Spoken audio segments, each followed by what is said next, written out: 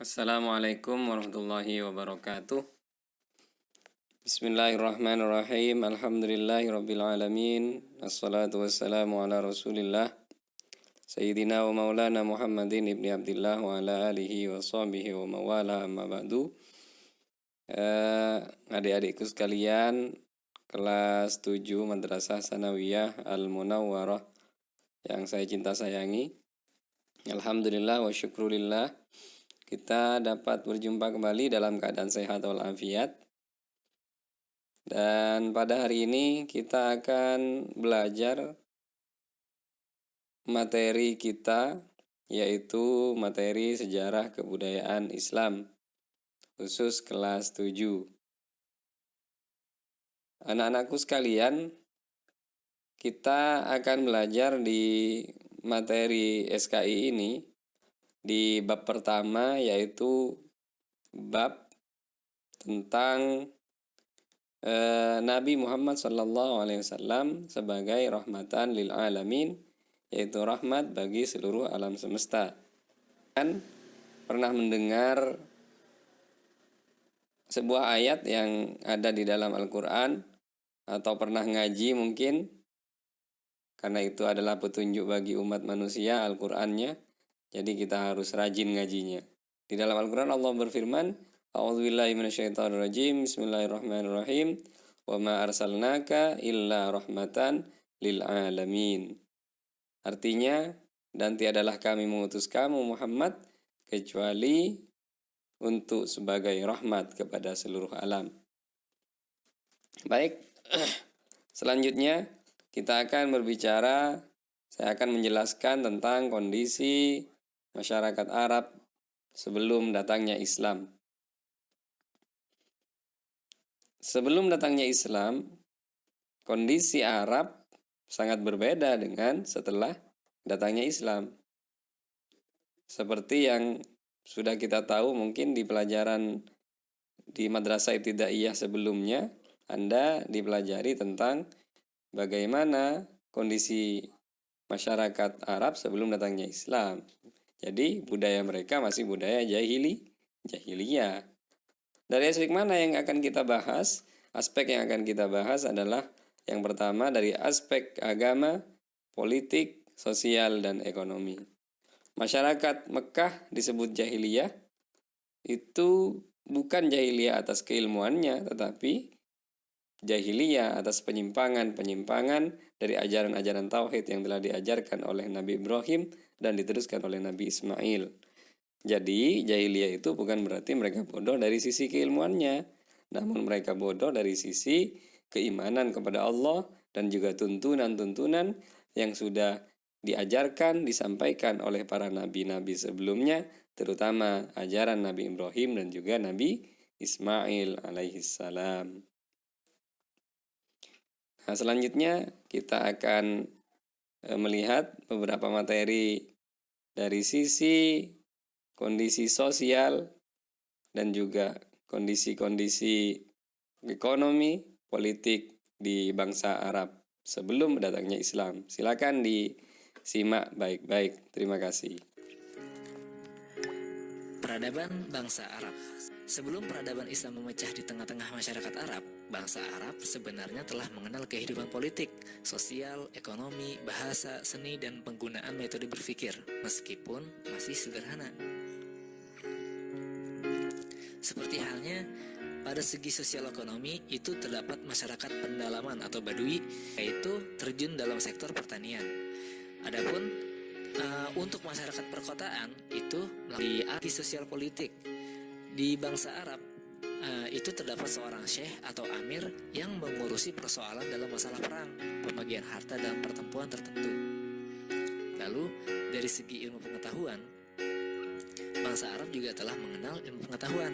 Di antara ilmu pengetahuan yang mereka kembangkan adalah ilmu astronomi, yang orang-orang Babilonia ini mereka bawa dari negerinya ke negeri Arab, yang mana mereka itu lari ke negeri Arab di saat negara mereka diserang oleh bangsa Persia. Selain ilmu astronomi, mereka juga mengembangkan ilmu meteorologi atau ilmu iklim untuk mengetahui suatu peristiwa. berasal dari orang-orang Kaldam. Nah, yang ketiga, orang-orang Arab juga mendalami ilmu pengetahuan tentang pengobatan penyakit atau tabib. Nah, dan ini juga berasal dari orang-orang Kaldam.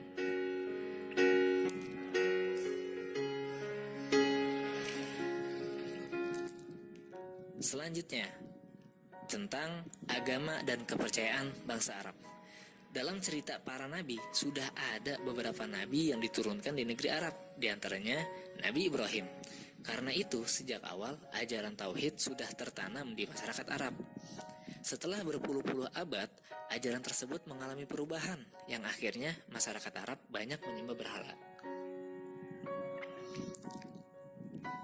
Bangsa Arab mulai menyembah berhala ketika Ka'bah di bawah kekuasaan Jurhum yang dipimpin oleh Amr bin Lubai dari keturunan Khuza'ah datang ke Mekah dan berhasil mengalahkan Jurhum. Kemudian Amr bin Lubai meletakkan berhala besar bernama Hubal yang terbuat dari batu ajuj merah berbentuk orang yang ditempatkan di sisi Ka'bah. Kemudian memerintahkan ia menyeru kepada penduduk Hijaz supaya menyembah berhala tersebut.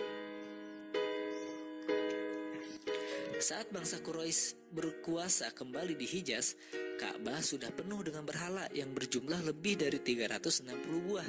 Di antara berhala-berhala yang dianggap penting antara lain adalah Lata, Uzza, Manah, dan masih banyak lagi seperti Asaf, Nailah, Ud, Yagut, Suwa, Yang, Nasr, dan Manaf. Selain menyembah berhala, bangsa Arab juga ada yang menyembah malaikat, bulan, bintang, dan matahari. Lanjut ke sosial budaya bangsa Arab. Bidang bahasa dan seni bahasa, orang-orang Arab sebelum Islam itu sudahlah sangat maju. Di antara poinnya itu adalah bahasa mereka sangat indah dan kaya. Lalu, penyair sangat dihormati. Juga ahli pidato mendapat derajat tinggi seperti seorang penyair. Lalu yang keempat, salah satu kelaziman masyarakat Arab jahiliyah adalah mengadakan majelis atau nadwah sebagai sarana untuk mendeklamasikan sajak, bertanding pidato, tukar-menukar berita, dan lainnya. Selanjutnya mengenai politik masyarakat Arab sebelum Islam. Berdasarkan teritorial, masyarakat Arab itu terbagi menjadi dua. Yang pertama ada masyarakat kota yang tinggal di kota perniagaan Arab. Yang kedua ada masyarakat pendalaman yang menggembara dari suatu tempat ke tempat lain.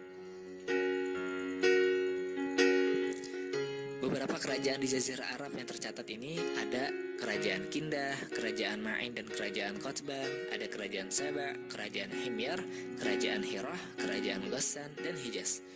Nah, di kota Hijaz ini, kota terpenting di Hijaz adalah Mekah, tempat Ka'bah berada.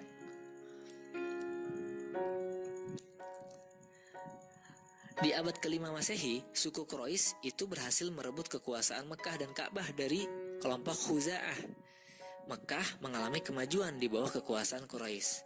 Lalu, untuk mengurus Mekah dan mengamankan para peziarah yang datang ke kota Mekah, suku Quraisy itu mendirikan semacam pemerintahan. Nah, di dalamnya itu suku Quraisy juga mengatur urusan yang berkenaan dengan Ka'bah.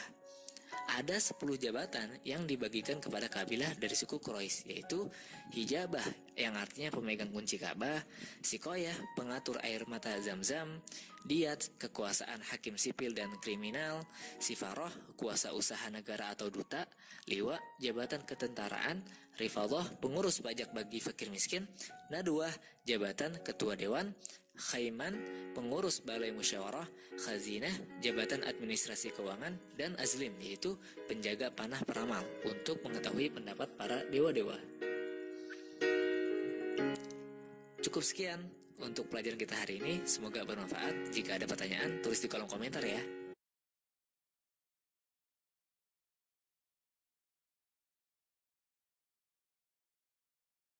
Baiklah, sampai di sini materi yang saya sampaikan. Mungkin nanti ada pertanyaan, silakan dikumpulkan pertanyaannya, dicatat baik-baik, nanti takut lupa, dan nanti kita akan diskusikan bersama dan kita akan cari jawabannya bersama. Terima kasih. Wassalamualaikum warahmatullahi wabarakatuh.